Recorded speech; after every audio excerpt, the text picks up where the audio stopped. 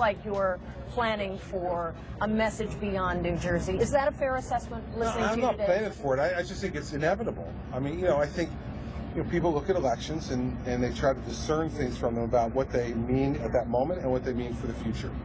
And I think that what people are going to see is so unusual for what our party has created in the last couple of years that invariably people are going to draw lessons from it, and I hope they do. Chris Christie there being asked about 2016 even before the first votes are cast in his election bid for tomorrow night. Now, Christie's not the only one talking, or for that matter, being asked. This weekend, he got a non-endorsement from the last Northeastern governor to win the GOP presidential nomination. At this stage, you look at Chris Christie and say that's a very impressive guy with a great track record, with the demonstrated ability to work across the aisle, with support of labor and blue-collar voters in New Jersey. It's a pretty compelling story. There's a long list of very capable people, but Chris Christie stands out as one of the very strongest lights in the Republican Party. It looks pretty rested there, doesn't he? Now, while that's happening, the road to the White House continues to widen for one Hillary Clinton. That as she begins to resume a very public appearance schedule. Her closest political friends, they are plowing the road for her. Saturday, it was Chuck Schumer's turn.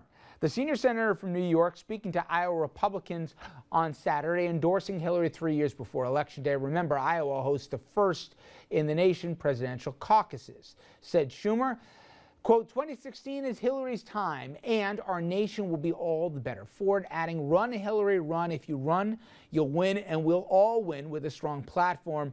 And with Hillary leading the charge, we will vanquish the Ted Cruz Tea Party Republicans in 2016. Always interesting when you can work in vanquish. And by the way, hysterical, Dominic, given how much Chuck Schumer hated to share the spotlight with Hillary here, being their biggest cheerleader. Yeah, with anybody, yeah.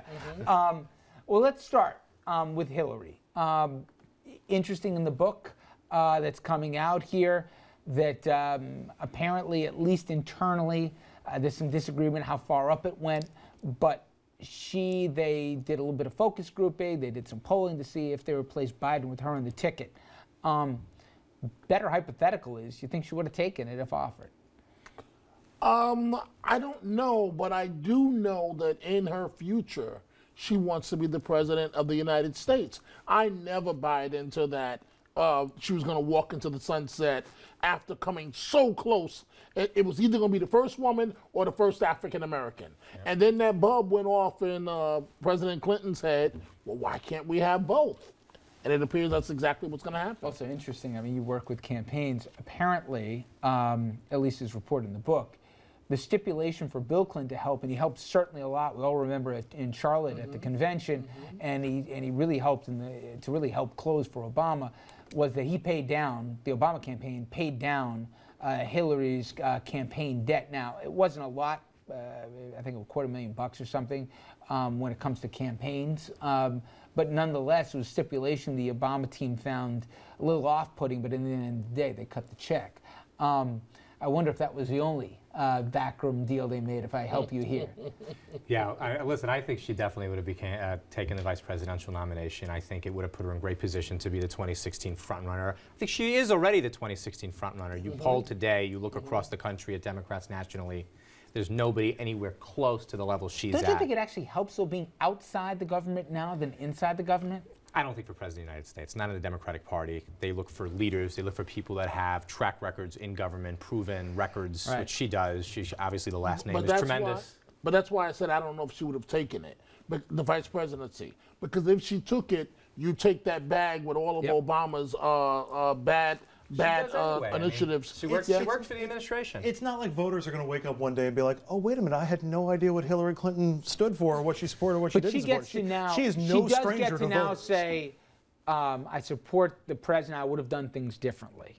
She can say now, by not being on the ticket, that she would have, without being specific, that she would have done some things differently and could have left it at that. She doesn't have to have the fingerprint of the administration on it. Now let me switch, Andrew, to the other part of the book that everybody's talking about, which is, and there's going to be more too, but some of the stuff we're getting from the galleys is that the Romney folks considered Christie, but he didn't agree to all the vetting that they would be comfortable with, between his brother and some of the challenges with the SEC investigation, some of the challenges also as it related to Chris Christie himself and how he was looked into at one point, and he worked for a private equity firm, I think. And then health questions, although there's some debate about whether or not there were any health issues that they took as a non-starter with him. But nonetheless, apparently he wasn't too crazy about them digging that deeply into his, unanswered questions. Well, yeah, I mean, I think that's the case. There may also have been a little bit of, I'm not necessarily sure I want to hitch my wagon to the Romney star.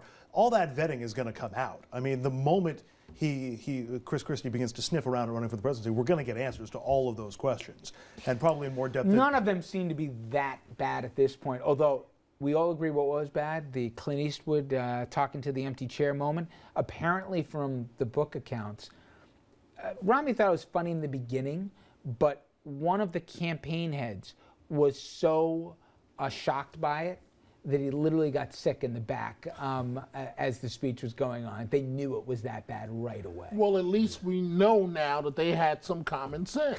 God, that was cringeworthy. And you were there. I was in the room, and from the other side of the arena, it was.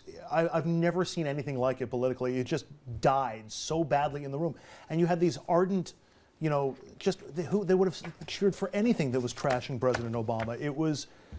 It was awkward and creepy and very strange, and I don't think we'll ever see that happen again. I think we can say that for sure. This is true. Okay, up next, gay rights, the disabled, and other social issues you'd think in 2013, for crying out loud, would be beyond the pale, except one political party can't get out of its own way or away from these losing fights. And there's a couple of Republicans who are brave enough to stand up to this. We're going to talk about the issues here and give some free advice here if Republicans ever want to win national office. Latest version of the GOP versus the GOP. Straight ahead, so it's.